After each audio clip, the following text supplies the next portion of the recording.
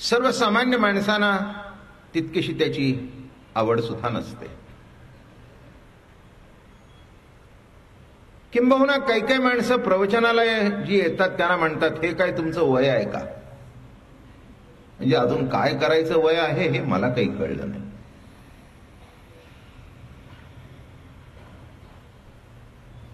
तर का असं काही नाही आहे की तत्वज्ञानाचं वय आहे असं कोणी सांगितलं?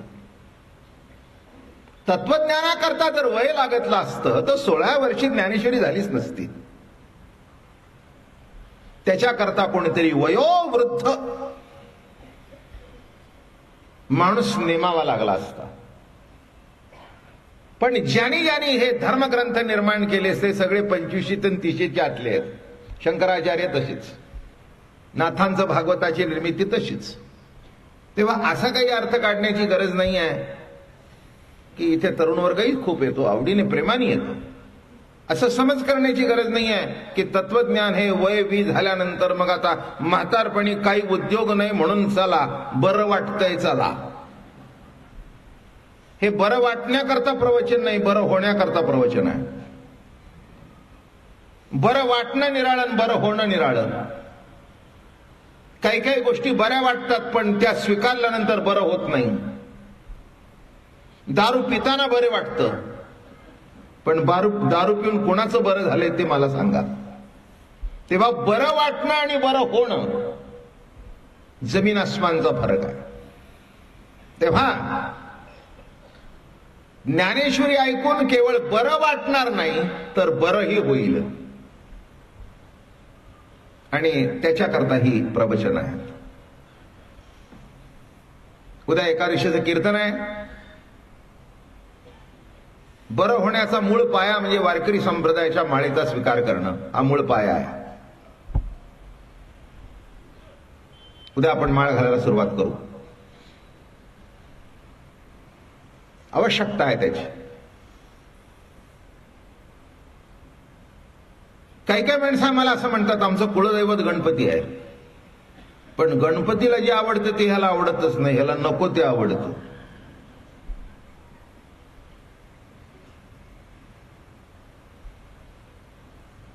नाही का? तेवढा आम्ही आपले 1.5 दिवस पाळतो.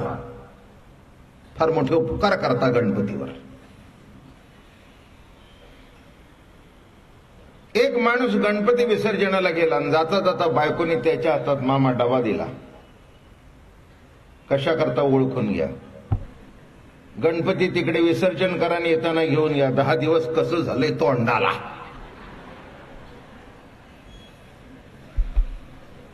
म्हणजे गणपती घरात राहण्याची वाट बघता का जाण्याची वाट बघता? कसा तो गणपती पावायचा? जिथे तुमच्या रोजच्या जीवनामध्ये गणपती अडचण वाटते, देव अडचण वाटतो, तिथे परमार्थ होऊ शकत नाही. देवाच्या सान्निध्यात आनंद वाटायला पाहिजे.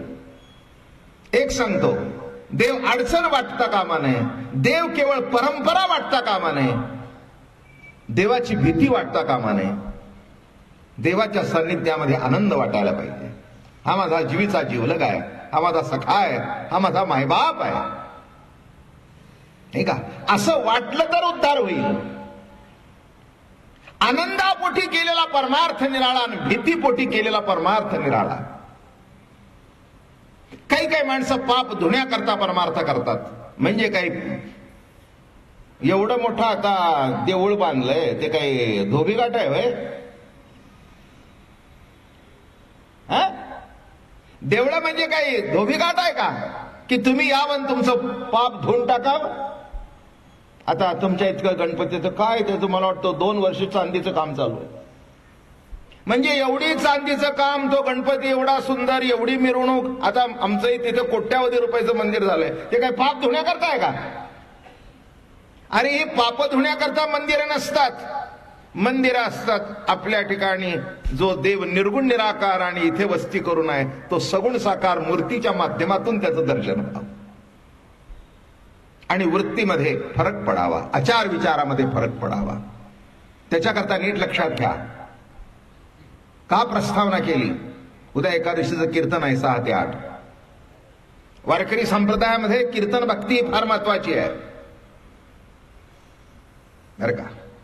कीर्तन भक्ती का महत्वाची आहे? कीर्तनाच्या माध्यमातून कीर्तन ऐकण्याचा अधिकार सर्वांना आहे. सकळाशी येथे आहे अधिकार, कलियुगी उद्धार हरीच्या नामे. आणि म्हणून आपण रोज प्रवचन ठेवली आणि कीर्तन जरूर माळ घालावी. असा आहे. केवळ गणपती कळणं हा भाग निराळा आणि गणपती वळणं हा भाग निराळा.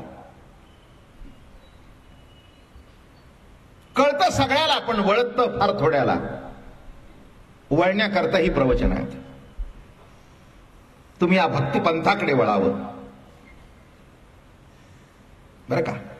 देवाचं रूप कोणतंही असू दे, मुख्य तत्व तेच आहे, नाही का?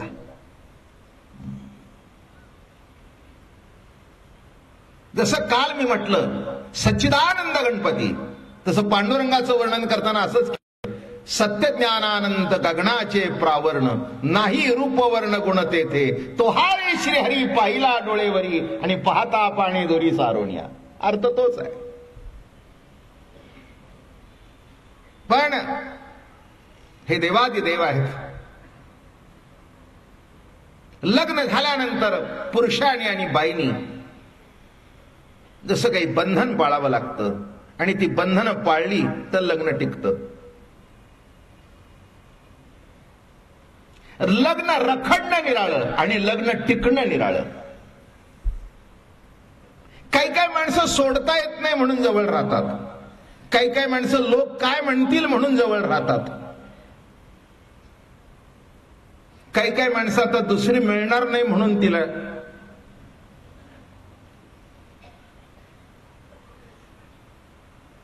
हा सगळा भाग निराळा आहे. त्या लग्नाला अर्थच नाही.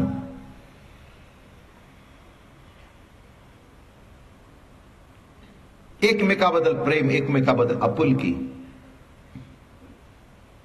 सुखामध्ये बरोबर आणि दुःखामध्ये मागे, सुख दुःखामध्ये एकमेकाचे जोडीदार. अशा आधारावर जर लग्न उभं राहिलं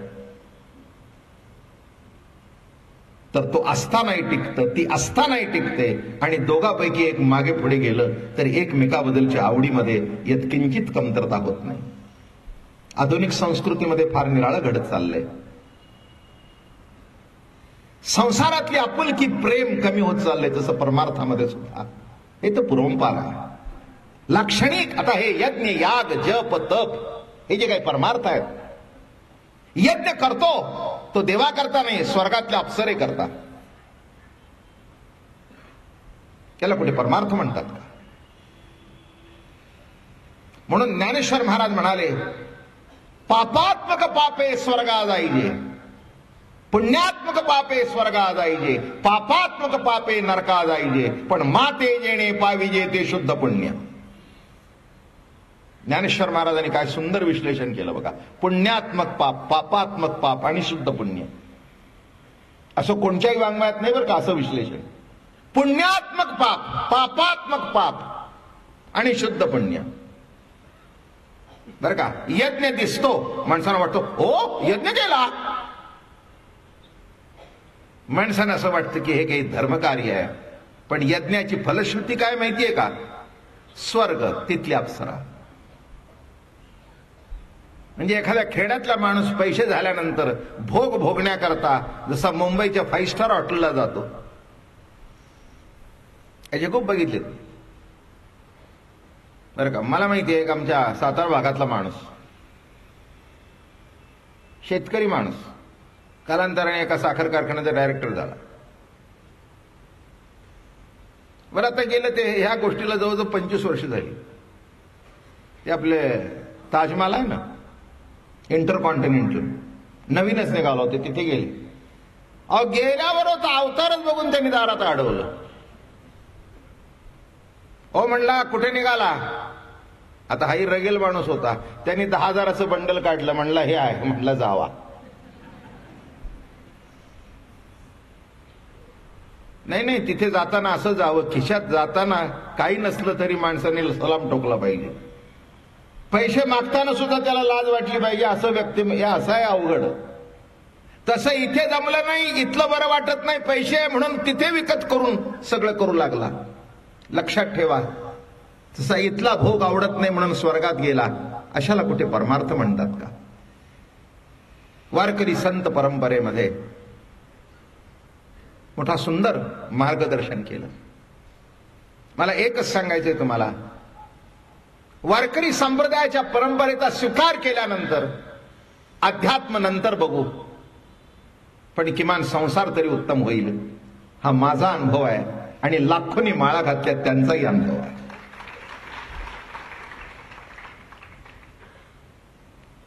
तर काही वस्तुस्थिती आहे. आज या पुण्य नगरीमधून लाखोच्या संख्येने जेव्हा महाराजांच्या पालख्या जातात, माऊलींची, तुकाराम महाराजांची, एक भव्य दिव्य असं दृश्य डोळ्याला दिसतं. जसं विनोबा भावेनी एक शब्द काढला, अनुशासन, तसं संसारामध्ये सुद्धा माणसाला अनुशासन पाहिजे. कुठचा तरी नेम पाहिजे, कुठचं तरी बंधन पाहिजे. का घरी केव्हाही जावं, केव्हाही बाहेर पडावं, रात्री 1 वाजता घरी यावं, बरोबर आहे का? नाही, अनुशासन पाहिजे.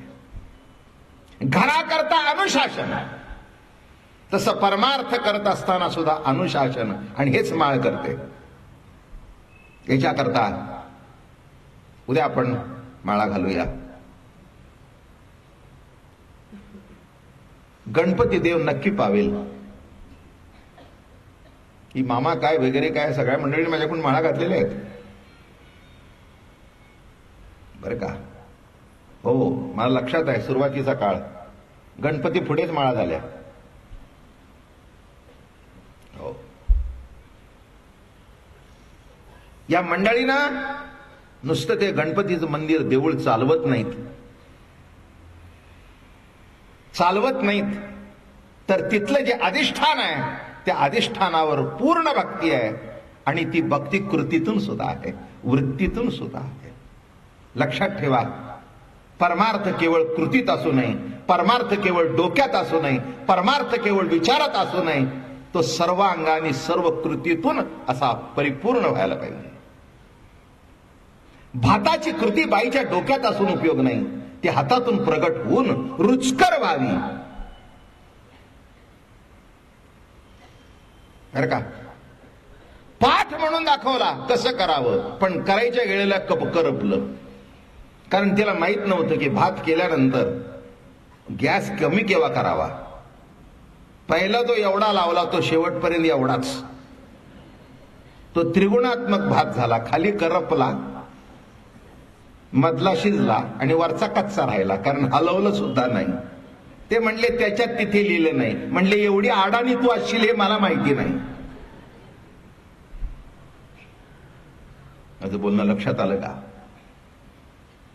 तिथे सुद्धा जो डोक्यात विचार आहे, परिपक्व विचार आहे, तो जसा कृतीतून प्रकट व्हावा लागतो, तसं गणपती हा सात्विक देव आहे.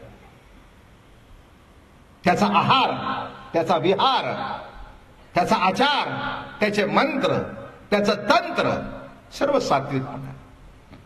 मग ते ऐकल्यानंतर आणि सांगणारा सुद्धा गणपती सांगत असताना सात्विक पांडुरंगाचा भक्त आहे. आता म्हणणं कळलं का कुणाचा भक्त आहे? आणि इथे गणपतीचं निरूपण का चाललंय, तर त्याचा अर्थ एक आहे. इथे ज्ञानेश्वर महाराजांनी ओंकारात शब्द ब्रह्मामध्ये गणपती बघितला, ओम सांगताना निर्गुण स्वरूप सांगितलं, आणि आता गणपती सांगायला सुरुवात केल्यानंतर त्याचा सगुण रूपाचं वर्णन सुरू झालं. सगुण आणि निर्गुण ही 2 रूप आहेत ईश्वरी सत्तेची. कशी रूप आहेत? ब्रह्म कसा आहे? निर्गुण आहे, निराकार आहे, आज्य आहे, अव्यय आहे, अनंग आहे, पेंदा आहे, निकवडा आहे, अचक्षु आहे, अचरणू आहे. हे निर्गुण वर्ण झालं. आणि जेव्हा तुकाराम महाराज पंढरीला गेले ते म्हणाले अजिम्या ब्रह्म पाहिले. संत काय म्हणतात? अजिम्या ब्रह्म पाहिले. म्हणून ज्ञानेश्वर महाराज म्हणाले, तुझं सगुण म्हणो की निर्गुण रे, सगुण निर्गुण एको गोविंदो रे, अनुमानेना अनुमानेना दया श्रुती नेती नेती म्हणती गोविंदो रे, अनुमानेना अनुमानेना. तेव्हा जेव्हा आपण माळ घालतो तेव्हा आपल्या वृत्तीत बदल होतो. आणि मला वाटतं ही मंडळी गेली 15 वर्ष जो कार्यक्रम करतायत, कशा करता कार्यक्रम करतायत,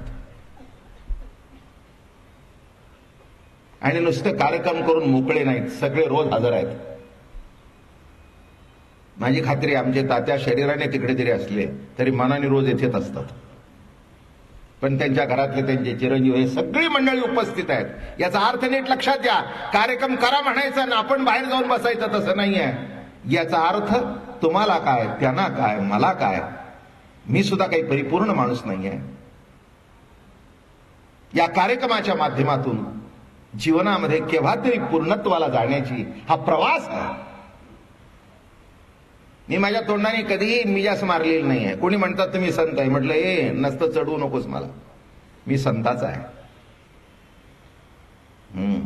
एक आहे ना, लाडके लेक बाई मी संताची.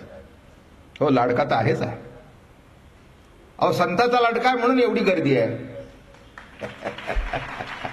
नाही ते इथे येतो कोण, हे रेकॉर्ड आहे. अहो महिना 15 वर्षापूर्वी लाडकपणा असल्याशिवाय, आवड असल्याशिवाय, प्रेम असल्याशिवाय कुठेही जाऊ दे. असंच नाही की इथे महिना ऐकल्याबरोबर इकडे एवढी समाज, कुठेही जाऊ दे. मी कशा करता म्हणतो, आयुष्यामध्ये देव होण्याचा प्रयत्न करू नका, आयुष्यामध्ये संत होण्याचा प्रयत्न करू नका, पण प्रयत्न एकच करा की संतांच्या जवळ कसं जाता येईल. बस तेवढं जरी झालं तरी खूप झालं, खूप झालं, आपल्याकरता पुष्कळ झालं. बँकेतला सोन्याचा साठा निराळा, रिझर्व्ह बँकेचा,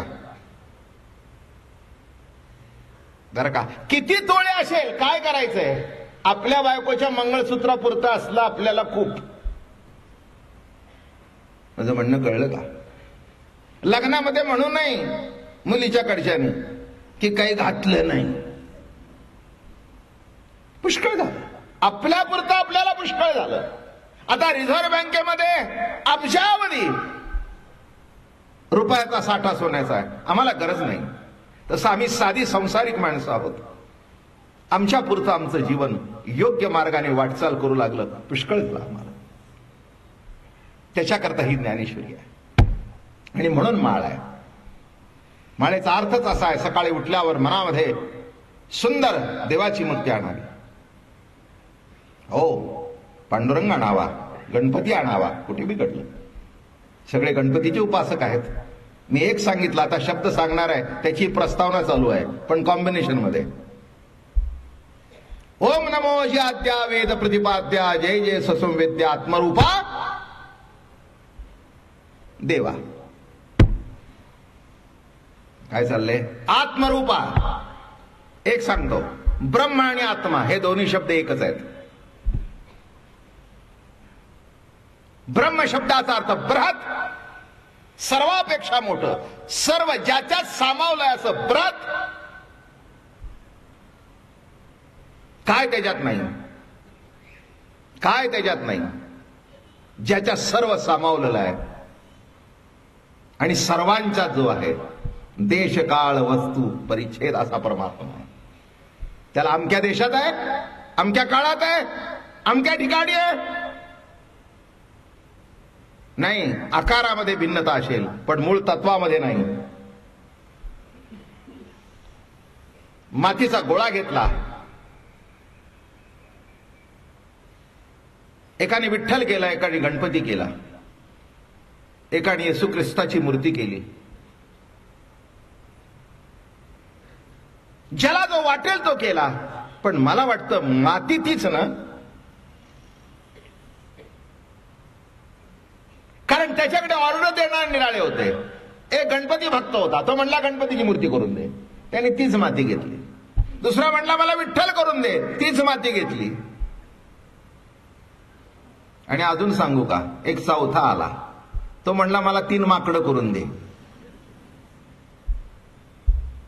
याच्यातले सिद्धांत काय लक्षात आला?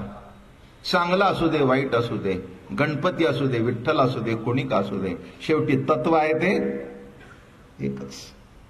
ज्याला ज्या रूपात ते देवत्व भावत असेल, पटत असेल, आनंद वाटत असेल, त्या रूपात त्यांनी करावा. काय म्हणून इथे जे वर्णन चाललंय, कृष्ण परमात्मा, गीता कोण सांगतोय? कृष्ण परमात्मा. जो राम तोच कृष्ण, आणि जो कृष्ण तोच या कलियुगामध्ये हरी. हरी म्हणजेच विठ्ठल, हरी म्हणजेच विठ्ठल. पण या ठिकाणी गुणाधिपती गणपती, काय विशिष्ट वेळेला विशिष्ट रूपाने त्याचं वर्णन करावं. शेवटी गुण हा माणसात असायलाच पाहिजे, आणि माणसाला किंमत नसते, त्याच्या गुणाला किंमत असते. हे तर तुम्हाला जगजाहीर आहे. न तो कोणी का असे ना, गवई असो ना, का प्रवचनकार असू दे ना, का कीर्तनकार असू दे, का कोणी का असे ना, जे आहे कौतुक त्या गुणाचं आहे. एखादी बाई गुण असतो उत्कृष्ट जेवण करण्याचा. माणसं म्हणतात पुरणपोळी खावीत आमच्या ताईच्या हातची बरं का, आमच्या अक्काच्या हातची बरं का, आमच्या आईच्या हातची बरं का. काय हा त्यातला गुण आहे. आणि तो लक्षात कुठे राहतो माहिती आहे का? वर गेलं तरी लक्षात राहतो. आता काही कळलं, काही काही ते बायकांना आवडत नाही. काही काही काय असतं, आता लहानपणापासून त्या आईच्या आजची खायची आमटी जर सवय राहिली असेल ना, तर तो नवरा म्हणतो आमची आई अशी आठवण. आता गेल्या की वर,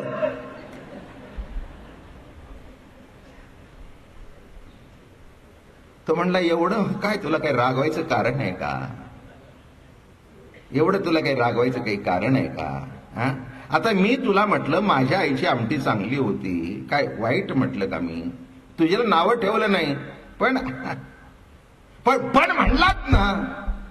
तो म्हणला आता पण करतो, तुझ्या समोर आईचं नावच घेणार नाही, असा आजपासून केलेला पण. नीट लक्षात घ्या, असं बोलून काही कुठे जमत नसतं. जे असतं ते असतंच. तसं विशिष्ट गुण, गुणाधिपती गणपती. अरे का हो, सुंदर वर्णन आहे. त्याला ब्रह्म म्हणतात, त्याला आत्मा म्हणतात. पुष्कळ सांगण्यासारखं आहे. कोणी देहीचा आत्मा म्हणती, कोणी परिच्छिन्नती जावती, एक नेत्र गोळची लागती धांडोळावया. एवम सिद्धांताची ओवी सांगतो, मधल्या सांगत नाही. एवम सुकोनी आपण आपण ज्ञानी भरती राण, सिद्धची समाधान द्वाड झाले. जरा तुझ्या मीपणाच्या मागे मागे वळून बघ. मागे वळून बघशील तर तुला ईश्वरी सत्तेचा अधिष्ठान दिसेल. तुझ्या मीपणाच्या मागे कोण आहे? सर्वांच्या हृदयात जरा वळून बघा. तुम्ही पुढे बघताय, पुढे बघताना एक लक्षात ठेवा, इथे जर प्रगट झालं नाही तर तिथे दिसणार नाही.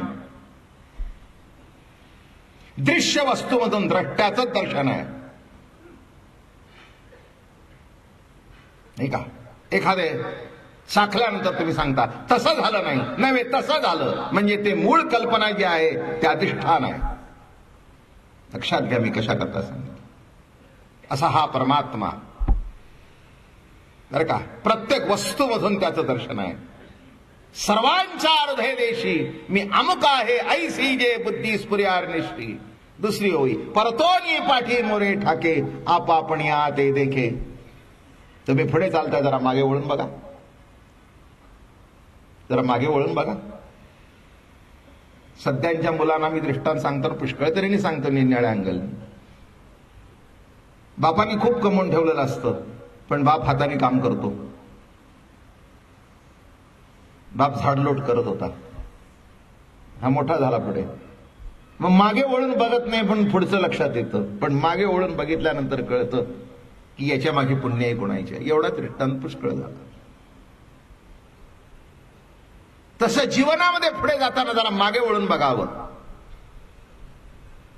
अजून एक सांगू का? रस्त्याने चालताना शहाणा चालणारा कोण? जो पुढे बघून चालतो तोही, पण पुढे बघताना जरा मागे वळून बघावं. कारण पुढे चालला आणि मागे जर वळून बघितलं नाही तर गाडी अंगावर येऊन आदळल्याशिवाय राहणार नाही, ऍक्सिडेंट होऊन जाईल. तसं बोलण्याच्या मागे कोण, चालण्याच्या मागे कोण, हात हलतोय त्याच्या मागे कोण? देवा, कुठे येतोय आपण? देवा, देव, दिव, प्रकाश. शब्दाची व्युत्पत्ती लक्षात घ्या. देव, दिव, प्रकाश. माझ्या मीपणामध्ये जी सत्ता प्रकाशित करते ती कशी आहे? माझ्या मागे आहे, माझ्या मागे आहे.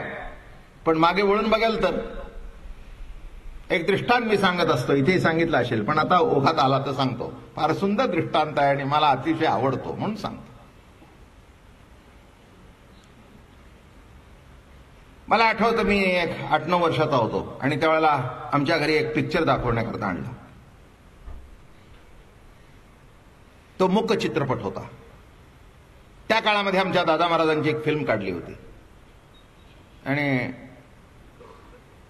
ती फिल्म आणि त्याच्याबरोबर चार्ली चॅप्लिनची फिल्म ही आम्हाला दाखवण्याकरता घरी आणली.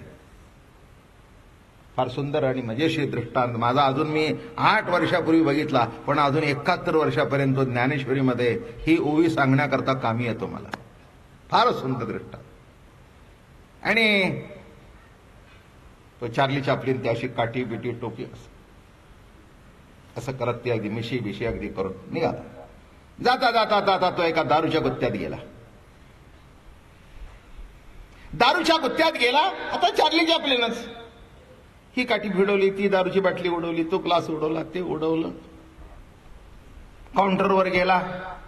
तो जो पबचा मालक होता त्याची टोपी उडवली. झाली मारामारी सुरुवात. धनाधनी धनाधनी धनाधनी धनाधनी, इकडून काठी इकडून हे झालं. बोंबा बोंब झाल्या बरोबर सगळं हलकल्लोळ.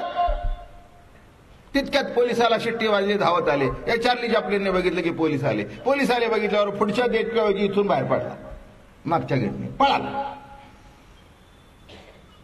बघा, नीट लक्ष देऊन ऐका गोष्ट. आणि तो चार्ली चॅप्लिन पळू लागला. पळता पळता पळता पळता मग कसं सुरू झालं?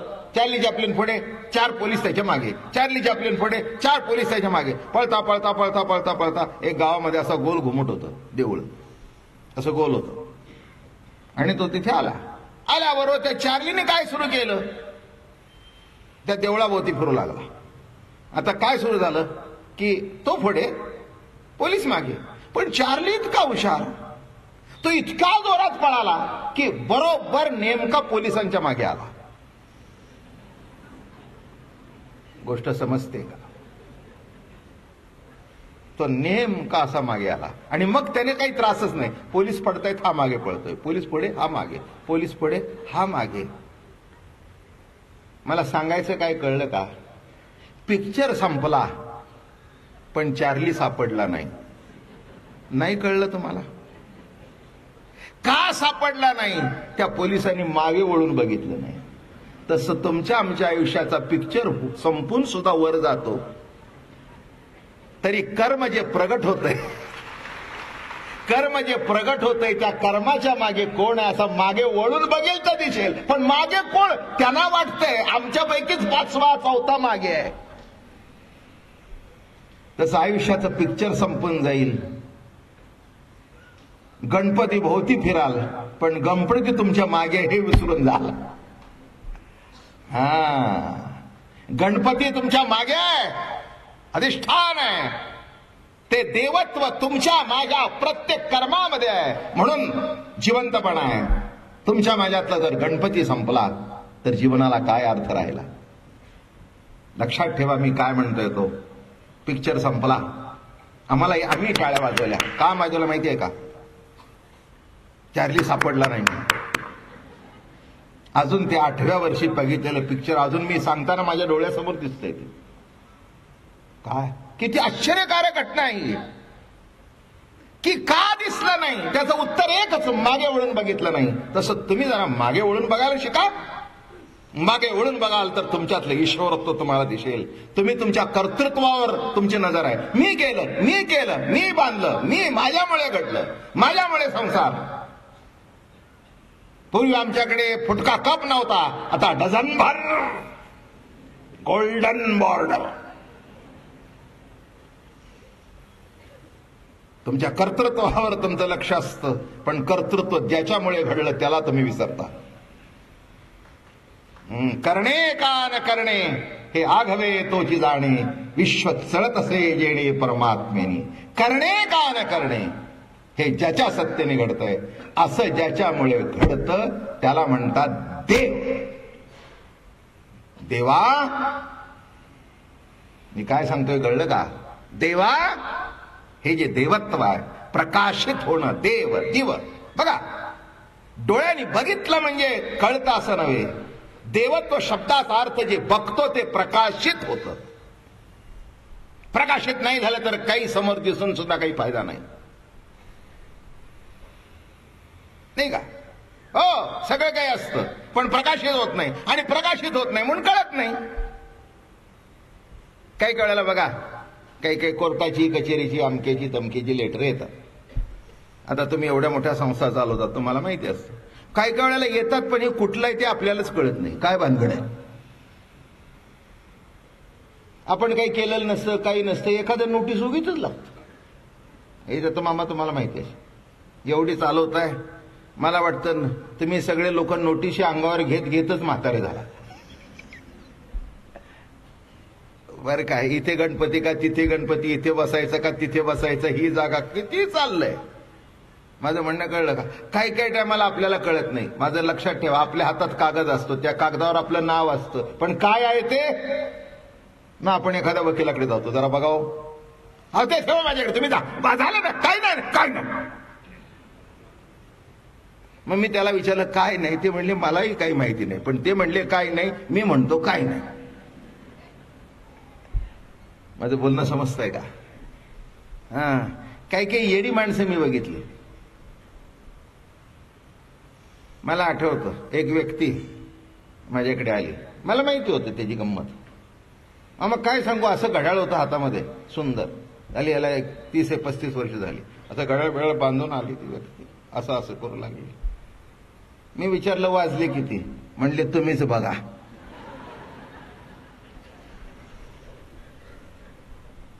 मी म्हटलं मी बघायचं तर माझ्या जवळ आहे, तुझ्या हाताला का? ते म्हणले नाही, सगळ्याच्या हातात आहे, माझ्या हातात का नसावं. माझं बोलणं कळलं का? घड्याळ तुमच्या जवळ आहे, घड्याची मालकी तुमची आहे, पण काय आहे ते कळत नाही. म्हणजे दृश्य दिसतंय पण दृश्यामध्ये द्रष्टा जिथपर्यंत प्रगट होत नाही तिथपर्यंत दृश्य असून सुद्धा, मालकी असून सुद्धा काय आहे ते कळत नाही. मग हे प्रकाशित होणं. आता हातात घड्याळ घेतल्याबरोबर नुसती अशी, मला आता आयुष्य गेलं तुमचं माझं, नुसतं असं काही घड्याळ घेऊन बघायला नको, नुसतं नजर जाता जाता कळतं 7:45 5 मिनिटं कमी आहेत. नुसती नजर सहज गेली तर म्हणजे ते प्रकाशित होत आहे. म्हणजे मला दिसलं म्हणून कळलं असं समजू नका. माझं बोलणं समजलं का? दिसलं म्हणजे कळलं असं समजू नका. नाही, दिसणं निराळं आणि कळणं निराळं. कळणं केव्हा होतं? दिसल्यानंतर प्रकाशित होतं. प्रकाशित होतं आणि जो प्रकाशित करतो तो देव. आता इथे कोणाजवळ नाही तो, नाही का? समोर कोण आले की प्रकाशित होतच ना. माधवराव आले, गोविंदराव आले, वामनराव आले. ज्याचं त्याला जे ते प्रकाशित नीट झालं की नाही की संस्था नीट चालतं, आणि प्रकाशित नाही झाले की जोडे खावे लागतात, आहे ना? काय ज्याचं त्याचं काम आहे ते प्रकाशित बरोबर होतं ना.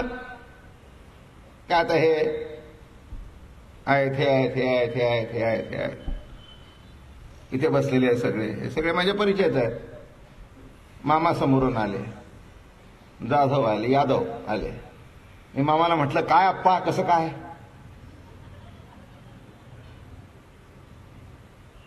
मामा म्हणतील बाबा महाराज आज काय झालं तुम्हाला? मी म्हटलं काय नाही झालं. अप्पा काय आणि मामा काय? हो नाही अप्पा ते, मी मामा रासने, ते अप्पा सूर्यवंशी. अहो मी म्हटलं हे काय ते काय? माझं बोलणं कळलं का? अहो लाखो माणसं येतात, आतून प्रकाशित होतं म्हणून मजा आहे, नाही का? समोर बायको आली जर बहीण वाटली तर काय होईल? मी प्रकाशित सांगतोय बरं का, नाही का? अहो जे ते प्रकाशित झालं. अहो शेजारची बाई आली आणि तुम्हाला वाटली, कोणीतरी ओ केलं, बाबा घाबरला इथेच.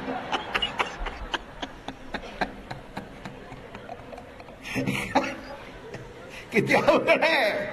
एक लक्षात घ्या, देव काय करतोय ते सांगतोय, प्रकाशित नीट करतोय म्हणून, नाही तर जोडा खायची पाळी. अहो जे ते योग्य वेळी, म्हणून आपला व्यवहार सुद्धा ज्याच्या त्याच्याशी बरोबर असतो.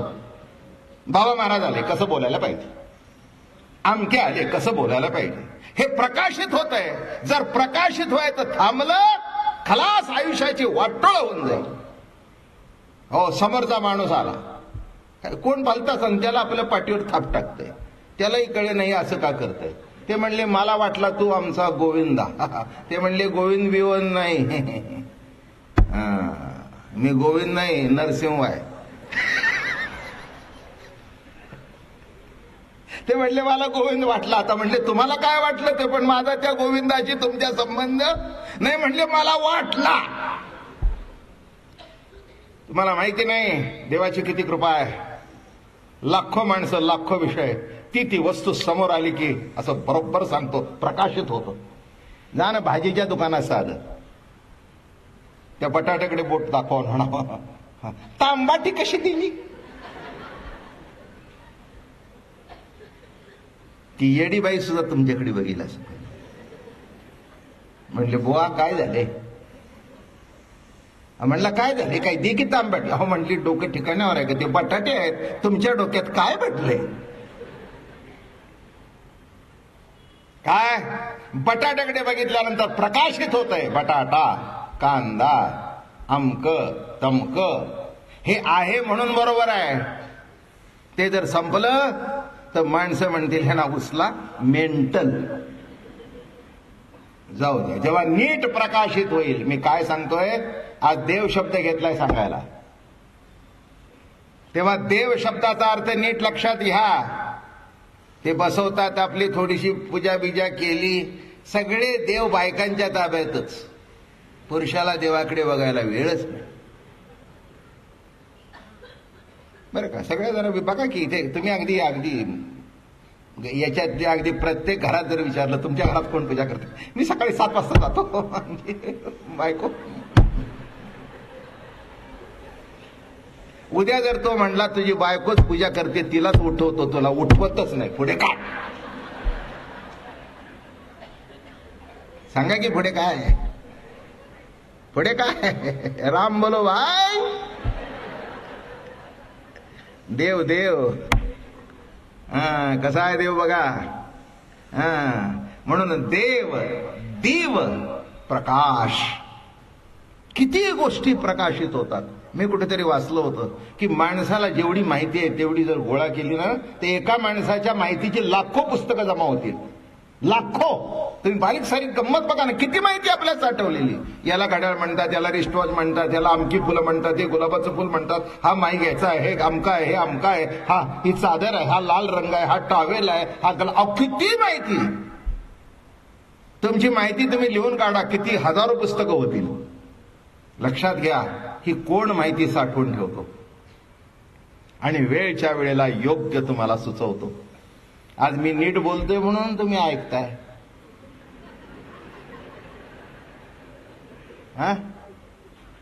जरा जर मला वेडवाकडं प्रकाशित झालं तर सगळेजण विश्वस्त बसतील, तात्यामध्ये बसतील. मामा एकीकडे, आप्पा एकीकडे. ते म्हणले बाबा महाराजावर आपलं खूप जीव आहे, प्रेम आहे, पण सध्या काही खरं नाही.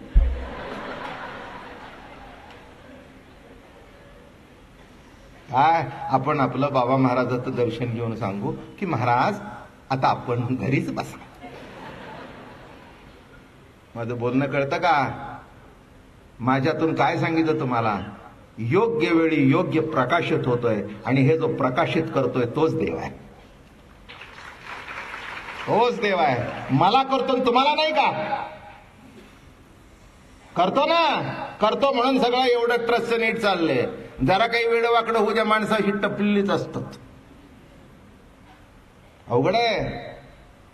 तुम्ही चालवताय, आम्ही चालवतोय, आम्हाला कल्पना आहे बरं का. घरात एवढं काही झालं की तुम्ही बघा, नवरा बायको तर एकमेकावर कुत्र्या मांजरासारखी टपलेली असतात.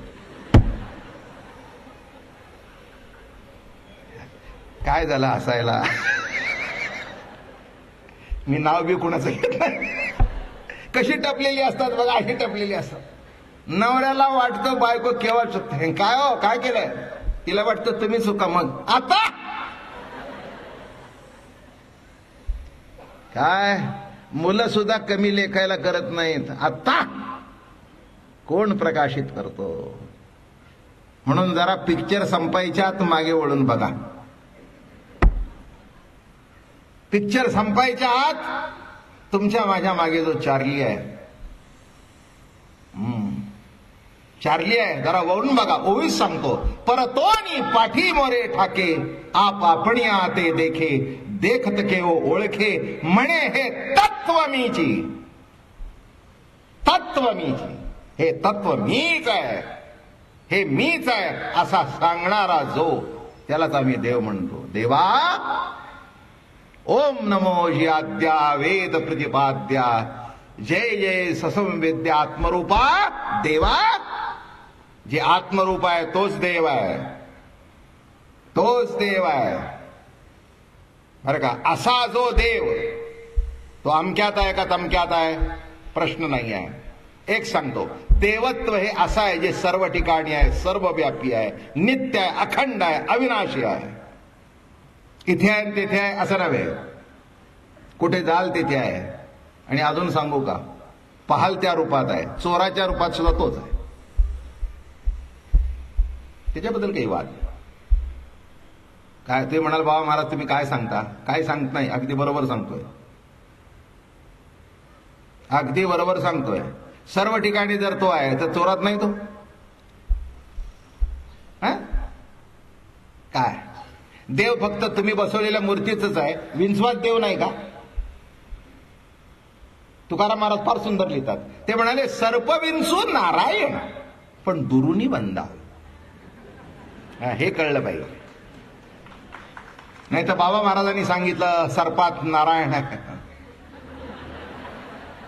त्यांनी खटकन मारलं. म्हणले बाबा महाराज, अहो मला चावलं की, मी तुला मिठी मारायला सांगितली नव्हती. सर्वात देव आहे, पण प्रत्येक देवाला कसा नमस्कार करावा याचं शास्त्र आहे. सर्प विंचू, उगीच सर्प चालू आहे, त्याला मारू नये, काही जाऊ दे ना, तो आपल्या वाटेने आलाय, तुम्ही मधी घाला म्हणून तो आपलं संरक्षण करतोय. तुम्हाला वाटतं ते साप डूग बिग धरतात. नाही नाही नाही नाही नाही नाही, डूग धरणारे साप आपल्या अवतीभोवती असतात, ते बिळात नसतात. काय टाळ्या पडतायत आज, वा.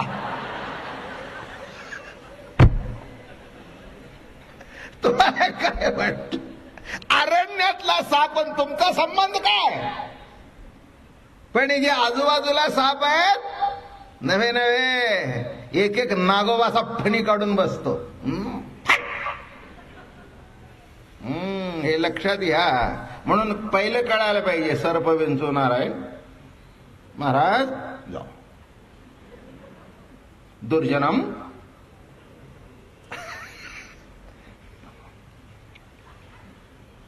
अगदी खाली वाकून असं करावं, जा बलाट टळली. कोणताही देव आहे, वंदन सगळ्याला करावं, पण त्याच्यातला गुण आणि दुर्गुण समजून वंदन करावं. देव सर्वातच आहे, त्याच्याबद्दल काय वाद आहे नाही का? चोरा सुद्धा आहेच की. चोर चोरी करायला जातो, त्याला चालवतो कोण नाही का? असं काही वाईट काही करायचं गरज नाही. प्रत्येक गोष्टीमध्ये उलट सुलट आहे. ईश्वरी सत्तेमध्ये त्याज्य काहीही नाही. फक्त तुम्ही आम्ही काय करायचं. आणि एक लक्षात ठेवा, ज्या त्या देवाला जो तो नैवेद्य असतो, जो तो प्रसाद असतो. गणपती म्हटल्यानंतर मोदकच, विठोबा म्हटल्यानंतर पुरणपोळी, ती देवी म्हटल्यानंतर अमक, मग कुटी रुटी सुट्टी अमक तमक, हे प्रत्येकाचे प्रसाद ठरलेले आहेत. तसं चोर झाला, तुम्ही चोरी केली तर प्रसाद नक्की मिळेल. नाही का? पोलीस खात्यातली माणसं तुमची अशी पूजा करतील. आहा, माझं म्हणणं लक्षात घ्या. ज्या त्या खात्यात गेल्यानंतर जे त्या देवाला जो तो प्रसाद त्याच्यातला गुण ओळखून, काय आहे, चोर आहे ना, 2 हात लांब राहा. ते म्हणाले सगळे चोर आहे म्हणून मी चोरी करू. मी तसं म्हटलेलं नाही. प्रत्येक देवाचा जो गुण आहे तो ओळखून वागा. काय, सर्व रूपाने तोच नटेल आहे, सत्यच आहे. म्हणून गोकुळामध्ये कृष्णाने सुद्धा मोठी गमतीदार चोऱ्या केल्या. चोरी केली नाही का? पण शेवटी त्याचं एक नाव श्रेष्ठ झालं, चित्त चोर. काय चोरलं त्यांनी? भगवंतात. त्यांनी भक्तांचं चित्त चोरलं. तोही चोरीच करतो. पण नीट लक्षात घ्या, काय करावं काय नाही, कुठलं करावं, कसं करावं, काय नाही, प्रत्येकामध्ये देवत्व आहे. पण प्रत्येकाची क्वालिटी ओळखून घ्या. सगळ्याच बायका आहेत, पण याच्यातली बायको कोणची? एका घरामध्ये 4-5 बायका असतात, बरं काय? एखाद 2 आपल्या बहिणी असतात, एखाद 2 नाही, एकच बायको असते. काय? मग कोणी भावजय असतात. प्रत्येकाशी वागताना हे बघा, बहीण ही बाईच, बायको ही बाईच, आई ही बाईच, सासू ही बाईच, शेजारची ही बाईच. पण प्रत्येक बाईचे संबंध काय आहेत हे जाणून वागणं महत्वाचं आहे.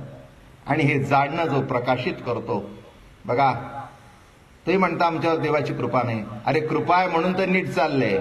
ज्या दिवशी कृपा चुकेल ना, त्या दिवशी रस्त्यात माणसं मारतील फडाफड. योग्य सुचवणं हीच कृपा. तुम्हाला असं वाटतं त्यांनी काहीतरी महा देणं, नाही, योग्य तऱ्हेने जीवन चालणं, कंट्रोलमध्ये. बरं का? काय बोलावं, कसं बोलावं. आता हे एवढं बोलतोय मी, अहो एकही शब्द न चुकता बोलणं ही केवढी कृपा आहे. एक जर शब्द चुकला तर माणसं म्हणतील, बाबा महाराज आज आपण असं कसं बोलला. मी म्हटलं, अरे दे की सोडून, 7 दिवस झाले एवढं नीट बोलतोय. नाही म्हटला, पण तुमच्याकडून. माझं म्हणणं कळलं का? एक लक्षात ठेवा, ही बाबा महाराजांची मिजाज नाही किंवा कोणत्याही वक्त्याची मिजाज नाही. त्याच्यावर कंट्रोल वाणीवर ठेवणाऱ्या परमात्म्याची कृपा आहे.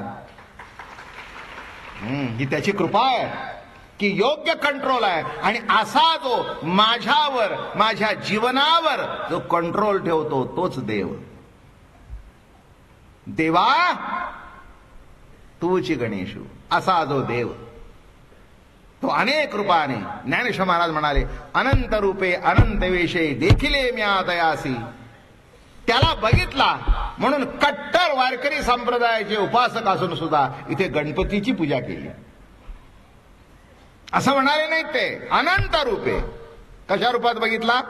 देवा तुला अनंत रूपात बघितला. म्हणून मगाशी माळेपासून सुरुवात केली. 2-3 मिनिटं, 4-5 मिनिटं राहिली. सकाळी उठल्यावर मनामध्ये प्रथम पांडुरंगाची मूर्ती, आईसाहेबांची मूर्ती, गजाननाची मूर्ती आणा. माऊली, नाथ, नामदेवराज, तुकाराम महाराज, कसं जीवनाला सुरुवात करावी. आपण सकाळी उठतो, उठल्याबरोबर मनामध्ये कुणाला आणावं? ज्यांनी मन दिलंय त्याला आणावं. कुणाला आणावं? ज्यांनी मन दिलंय त्यांना आणावं. पांडुरंगा, तू मन दिलंस, पण माझ्यावर कृपा कर. माझं मन इकडे तिकडे जाऊन देऊ नकोस, योग्य मार्गाने जाऊ दे. आणि त्याच्याकरता मानस पूजा करायची असते. देवाची, संताची, आपल्या गुरुची मूर्ती मनामध्ये आणावी. त्यांना पंचामृताने स्नान घालावं, सुंदर कपडे घालावे, नटवावं. जशी आपत असेल तसं नटवावं, कुठे बिघडलं. आमच्या श्रीमंत दगडूशेठ हलवाई गणपतीचा पितांबर सोन्याचा आहे. काय नाही सोन्याचं तिथे. काय हो, माणसं म्हणतील देवाला काय पाहिजे, पाहिजे का न पाहिजे तो देव ठरवू दे. आणि त्याने ठरवलं म्हणून होतंय. काय अहो, काय इतर देवळं मी खूप बघतो, सगळ्याच्याच पेट्यामध्ये दिवसाला 5 रुपये सुद्धा जमत नाहीत. आणि इथे करोडोनी येत आहे. देवाचीच इच्छा. देवाचीच इच्छा तिथे असतं, तिथे येत राहतं. झालं. सोन्याचा पितांबर, सोन्याचा पितांबर, सोन्याचा फरक, सोन्याचा फरक, काय अलौकिक असं म्हटलंच आहे. देव कसा पाहावा तर देवाला पूजा करून पाहावा. पुजोन ये देव पाहिले. कसा सुंदर पूजा केलेला देव किती सुंदर दिसतो. आता मला सांगा, अशी मनामध्ये ती मूर्ती आणावी. कटावर कर ठेवलेला पांडुरंग, गळ्यामध्ये तुळशीचा हार, कौस्तुभ मणी, काय तो सुंदर मुगट, काय तो देव दिसतो, काय आईसाहेब दिसतात. अलौकिक मूर्ती मनामध्ये आणावी, पूजा करावी. माऊलीची मूर्ती आणावी. नाथ नामदेव महाराज, तुकाराम महाराज, आमची परंपरा ज्यांच्यापासून सुरुवात झाली ते सद्गुरू दादा महाराज, अप्पा महाराज, मनामध्ये पूजा करावी, आरती करावी, नैवेद्य दाखवून म्हणावं, महाराज मला काही कळत नाही, माझा सांभाळ करा. मग सकाळी उठल्यानंतर मानस पूजा, मग मंत्र जपावा. जय जय राम कृष्ण हरी, जय जय राम कृष्ण हरी, जय जय राम कृष्ण हरी, जय जय राम कृष्ण हरी, जय जय राम कृष्ण हरी. हा मंत्र जपावा. याच्याकरता मुद्दाम कॅसेट काढली या मंत्राची, माणसांना त्याचं महत्व कळावं. तुम्हाला वाटतं आम्हाला ठाऊक आहे, अरे काय ठाऊक आहे तुला, काहीच ठाऊक नाही. मंत्र म्हण म्हणजे तुला कळेल त्याच्यातलं श्रेष्ठत्व काय. एक माळ जपावी, रोज ज्ञानेश्वरी वाचावी, रोज हरिपाठ म्हणावा. एक वारी पंढरीची करावी, एक वारी आळंदीची करावी.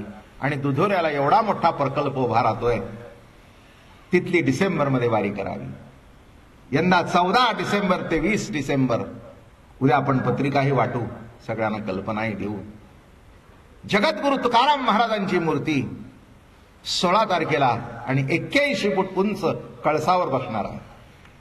एवढं मोठं भाग्य आमच्या जीवनातलं. मी माझ्या जीवनाची सांगता समजतो ती, की जगद्गुरु तुकाराम महाराजांची मोठी मूर्ती आता 2 दिवसात येईल. ती तिथे बरं का, कदाचित उद्याच्या एकादशीच्या मुहूर्तावर सुद्धा येईल. 81 फूट उंचावर तुकाराम महाराज, तुका झाला असे कळस, असं मंदिर तिथे देव तयार करून घेतोय की जगात नाही असं मंदिर होत आहे. वर्षातून एकदा तिथे यावं, जरूर यावं, प्रेमाने यावं.